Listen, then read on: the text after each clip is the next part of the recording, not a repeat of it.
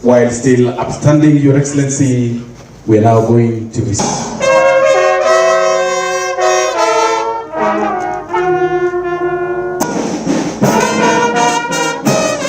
I am delighted to be here with you all to officially launch the capacity building program for county governments on economic planning and strengthening national county integration mechanisms. It is refreshing to see the rich diversity of stakeholders represented in this forum, who include the government and county officials, development partners, civil society, and potential beneficiaries of this initiative from Busia County and beyond. This transformative government program reflects commitment by His Excellency President William Ruto and the Kenya Kwanza administration to deepening synergies between the national and county governments to foster Kenya's socioeconomic prosperity. Further, it advances sustainable development while promoting responsible management of our natural resources and ecosystems. Building a seamless, collaborative, and effective planning system is critical to bridging the national government's priorities with the dynamic engines of growth across our 47 counties. This is the spirit that brings us together to strengthen the foundations of inclusive and resilient growth for all Kenyans. The implementation of this program will strengthen our grassroots support to the people and enhance our capacity to navigate the challenges our economy is experiencing from domestic and external factors. It is the bedrock of effective policy making and implementation, specifically designed to ensure that county integrated development plans are dynamic, living blueprints, fully aligned and synchronized with national priorities, anchored on the bottom-up economic transformation agenda better, and the fourth medium-term plan, and our long-term Kenya Vision 2030. We recognize that closing the gap between policy design and effective implementation of our priority development programs requires deliberate and sustained effort across three key areas, all of which are central objectives of this capacity building program. We want to woo investors. Please, as counties in this planning, make sure your records are accurate. Make sure your land tenure systems are accurate and up to date. What is the lead time between an investor who wants to set up a factory and the time you give him clearances and everything so that he can set up the factory? Does it take you 3 years? Does it take you 5 years? Does it take you 3 months? It depends. It varies from county to county. So we must figure out what are we doing ourselves to provide the right environment that will act as a magnet for investors who want to come to our respective counties. Work hard on that in this process. At the same time, don't be hostile to investors. Don't be hostile. When we were in Homa Bay during the devolution, I gave an example of one county where the investor was a victim of local politics. The people down there kwa mambo yao wakaleta siasa yao, wakaenda wakachoma hoteli ya huyo mwekezaji, akawapeleka kotini, akashinda. They couldn't pay, they are not able to pay, but they created a national crisis because now huyu rafiki yangu Mbandi is left with a bill to pay the French investor who was destroyed and chased away by very petty local politics, to the extent that it has become a national issue between the government of Kenya and the government of France. Please treat your investors with dignity, obey the law, follow the law, and that will help and make your county attractive. Lakini tukiwa watu wa vienyeji, ile mambo yetu, kama wanasiasa zingine wanasema pana, unakata tu, unapita tu, pita na mtu, my friend. Wacha kupita na mtu namna hiyo. It might cost the county dearly. Let us attract investment. Let us leverage on our geolocation. Counties that border Uganda, all the way from Migori up to Pokot and Turkana, all these. Let us really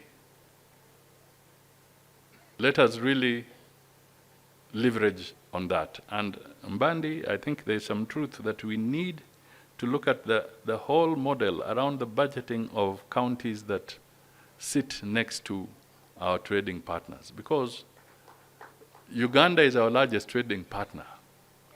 But Busia, Migori, Bungoma, going all the way, the ones that border, actually benefit least from the revenues that emerge from that partnership with our neighboring countries. Let's see how these very good people who border can be supported, and maybe that's something that can come through this planning model and discussion, so that we can really integrate and give a boost to them.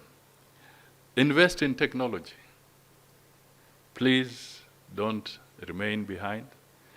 Don't leave anybody behind. Let us work towards moving quicker with technology. You know, we are talking of, we want to close corruption holes, we want to close mismanagement, we want to close pilferage. How can we continue if we are not embracing technology? We have to find our way into this new digital world. And I want to tell you that some counties are moving. Believe you me, even Samburu has already moved and embraced the e-procurement, and their systems have started.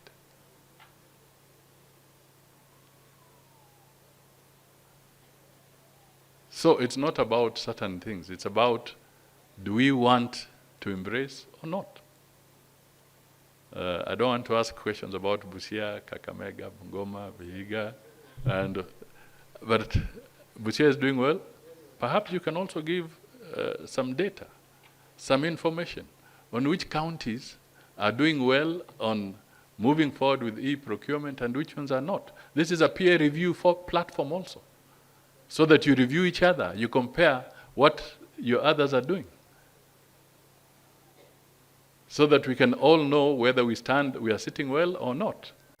As I commend my brother Mbandi at the Treasury, there are some things that perhaps are not well appreciated.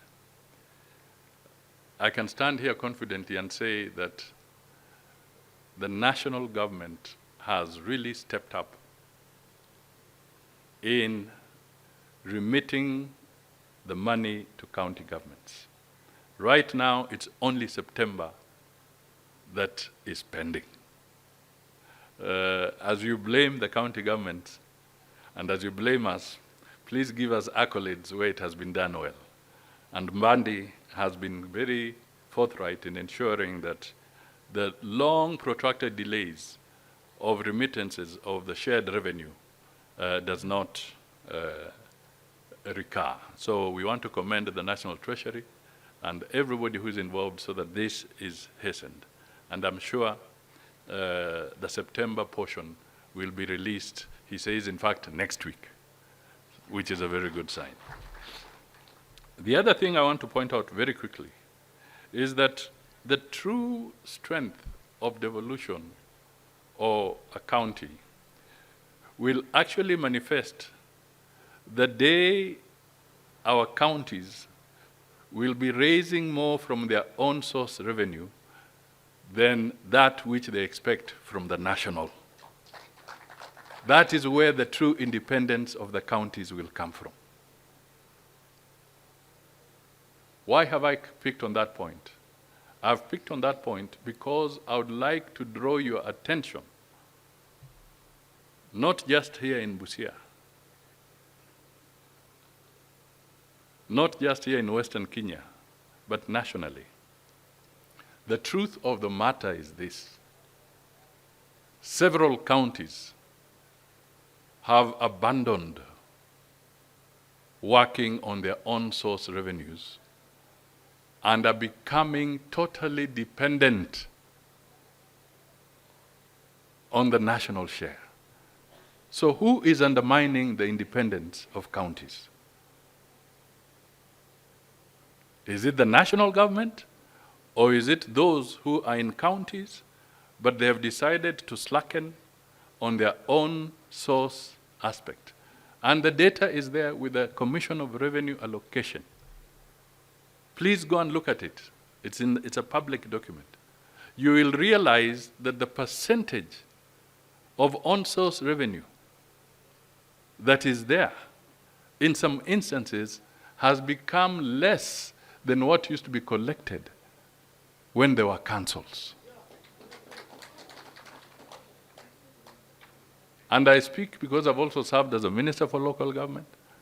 I've had the benefit of serving as Minister for Finance. And I'm telling you that the reality is those figures speak about serious laxity that needs to be addressed. Otherwise, you are going to be dependent on the national government. And let us face it, it will reach a stage where he who pays the piper calls the tune.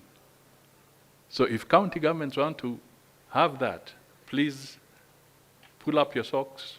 And I'm not speaking only to Western Kenya, I'm speaking across the board to the 47 counties in our country. Let us do something about it. The issue of data. You know, in terminology, we always talk about data mining for those who are in the computing world and so forth. You mine what is valuable.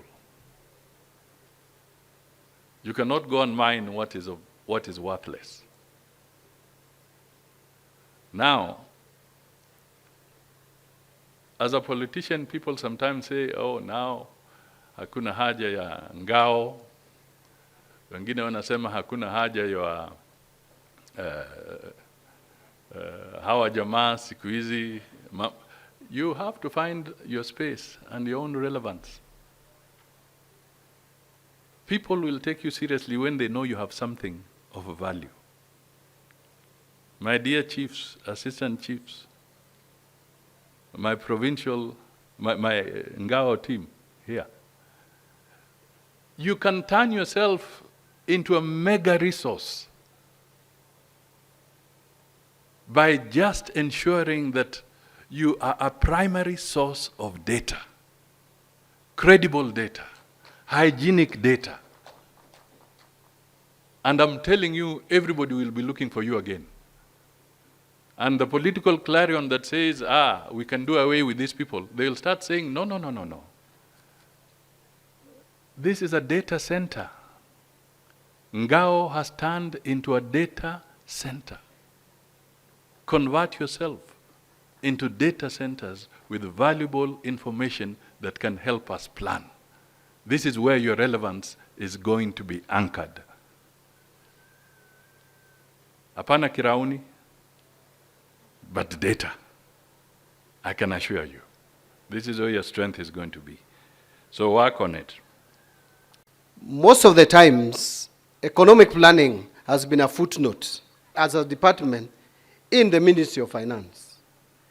Even during my tenure, economic planning has remained a footnote until we deliberately took steps with my new PS to make sure that we push economic planning as an integral agenda in the management of our finances.